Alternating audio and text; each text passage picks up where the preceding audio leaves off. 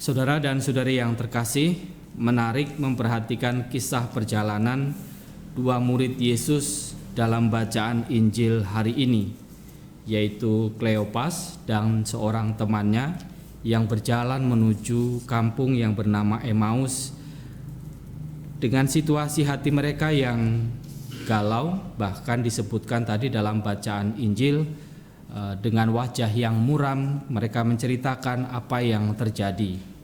Mereka digambarkan seperti orang yang kehilangan harapan. Kehilangan harapan setelah melihat apa yang dilakukan Yesus dan apa yang terjadi pada Yesus yang dilakukan oleh para imam-imam kepala dan juga pemimpin-pemimpin bangsa Yahudi saat itu. Melihat apa yang dilakukan Yesus, mereka memiliki harapan bahwa Yesus adalah pembebas bagi bangsa Israel, tetapi melihat apa yang dilakukan oleh para imam-imam kepala dan pemimpin bangsa-bangsa waktu itu, mereka kehilangan harapan.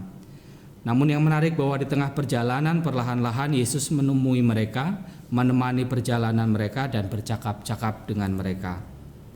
Perjumpaan mereka dengan Yesus awalnya tidak mereka sadari, namun perlahan-lahan ketika mereka mengungkapkan apa yang terjadi, apa yang mereka rasakan, perlahan-lahan Yesus mulai berbicara kepada mereka, mulai menunjukkan kehadirannya, dan lebih lagi ketika mereka berjumpa, dan dalam perjumpaan itu mereka singgah bersama untuk melakukan perjamuan.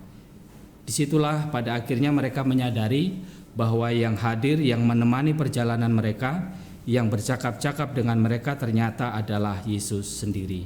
Nah, saudara dan saudari yang terkasih, apa yang dilakukan oleh Yesus terhadap dua murid ini pada Kleopas dan juga temannya perlahan-lahan telah membangkitkan harapan mereka kembali. Maka dari bacaan Injil hari ini kita boleh berdoa, kita bisa berdoa dan kita bisa belajar satu hal, bahwa semoga setiap perjumpaan dan percakapan yang kita lakukan dalam nama Tuhan Yesus mampu membangkitkan harapan dalam kehidupan bersama, seperti juga yang dilakukan oleh Petrus dan juga Yohanes pada orang lumpuh di depan bait Allah. Dalam nama Tuhan Yesus mereka mampu membangkitkan, mampu menyembuhkan kaki orang yang lumpuh. Dan semoga setiap perjumpaan dan perbincangan yang kita lakukan dalam nama Tuhan mampu membangkitkan setiap harapan-harapan dalam kehidupan kita masing-masing, dalam kehidupan bersama kita. Kemuliaan kepada Bapa dan Putra dan Roh Kudus, seperti pada permulaan, sekarang, selalu, dan sepanjang segala abad. Amin.